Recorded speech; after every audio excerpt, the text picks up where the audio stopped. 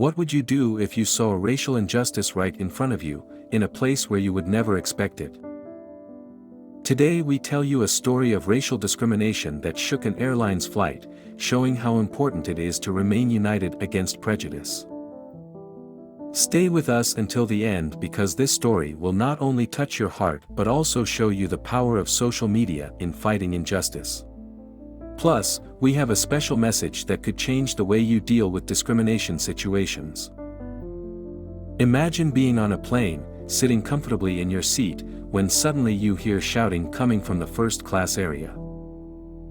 A woman, elegant but with a face contorted with anger, is pointing her finger at an elderly black man sitting near the window. "I don't want to sit next to this man," he declares contemptuously. The cabin freezes and all eyes are on her and the elderly gentleman. The elder, Mario, is a retired black professor of African American history.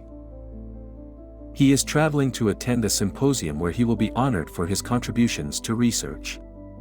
His only fault, in that woman's eyes, is the color of his skin. Mario faced prejudice all his life, but he never let himself be discouraged. Calmly, he takes out his phone and begins live broadcasting the incident.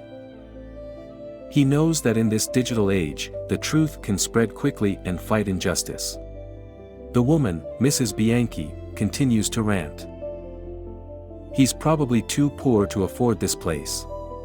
He might steal something from me," he spits with venom in his voice. His unfounded accusations shock the passengers. Mario, maintaining his composure, replies, "Ma'am, I'm just here to travel, like you." Her voice is a reassuring contrast to Mrs. Bianchi's harsh tone. "I don't believe it," she replies. "People like you don't belong here." The flight attendants try to calm the situation, but Mrs. Bianchi is inflexible. What do you think of Mrs. Bianchi's reaction? Write it in the comments below. We also remind you to subscribe to our channel and activate the bell so you don't miss any of our content. Mario continues to broadcast live, and supportive comments begin to flood the video. "We are with you, Mario," someone writes. "This is unacceptable," another commented. The collective voice of the online public is growing ever louder. Mario, sitting in his seat, thinks back to all the times he had to face similar situations. He remembers his student years, when he had to fight to be accepted in a society that often rejected him because of the color of his skin. He remembers the words of his late wife, Clara, who always told him to stay calm and face ignorance with dignity and grace. Those words have guided him through difficult times, and now, more than ever, he feels their strength. And what do you think? How would you have reacted in a similar situation? Leave a comment below and tell us your opinion. Do you think social media is an effective weapon against racism? Let us know. The situation worsens when Mrs. Bianchi accuses Mario of stealing her watch. "I'm calling the police," she shouts, convinced that her lies will be believed. But a man sitting a few rows back stands up and says, "I saw everything. This gentleman didn't move from his seat. He didn't steal anything."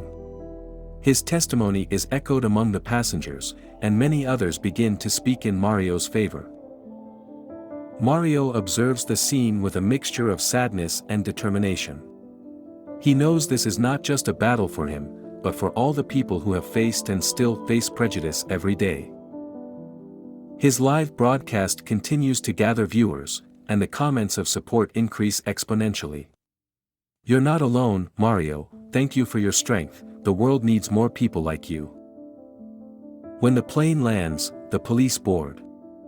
Mrs. Bianchi expects to see Mario arrested, but the officers, informed by Mario's live broadcast, head towards her.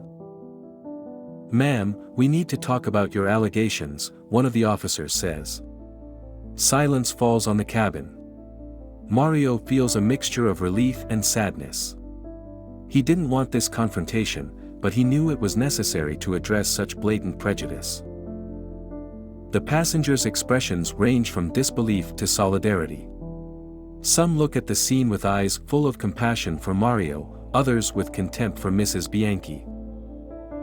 A young woman, sitting nearby, begins to cry silently, deeply touched by Mario's strength and dignity.